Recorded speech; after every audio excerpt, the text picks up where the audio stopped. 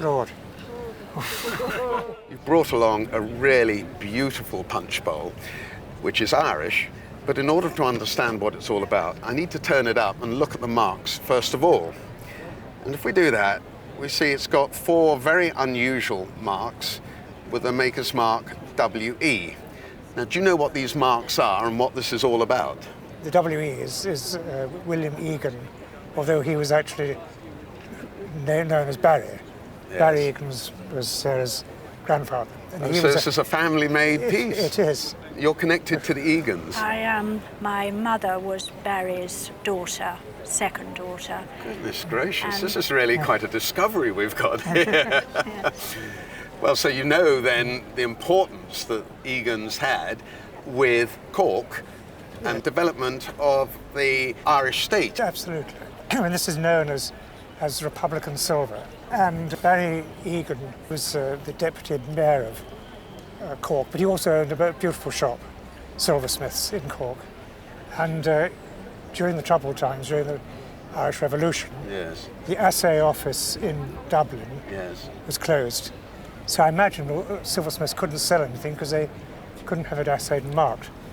But he, in order to keep his craftsmen in work, he made his own assay mark. That's right. And carried on selling the silver. So he was very much involved with the Republican movement, but he certainly wasn't sort of shooting out of hedges or anything like that.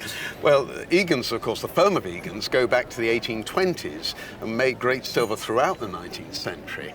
And in 1921, when the treaty was signed between Britain and Ireland, Cork was very much in the hands of 2 camps, those that accepted the treaty and those that didn't.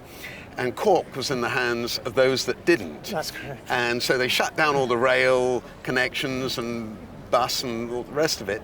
So he couldn't send the silver to Dublin for marking if he wanted to. No. So you're quite right, he set up his own marks, and Barry, I understand, was personally responsible for organising the marks on this piece. That's correct. Now, what I have to tell you is that there are only 60 to 80 pieces of Cork Republican silver known. Oh. This puts this piece in a very special category. Now, what's the significance of the coins? Well, when in 1921, when the treaty came about, he became one of the first members of the Dáil, the Irish Republican Parliament. Yes. And he was on a committee to choose the designs for the first Republican coinage. So, this is a really important part of Irish history. It is. And it's no wonder that pieces like this are really sought after. The box is not by Egan, but it's steeped in history. So I would put a figure on that of perhaps £2,000 to £3,000. But the bowl is something very rare. I've never seen a bowl by Egan with Cork Republican marks. Okay. But the bowl of this size and this condition, we're talking of quite a value. I think probably £15,000. Lord. Because it was valued at about 700. for insurance. About 12 years ago. No. 15. Yeah, as I said, there are only 60 to 80 pieces known, so a lovely big bowl like this is going to be a collector's dream. Oh, there you are, you're a rich woman.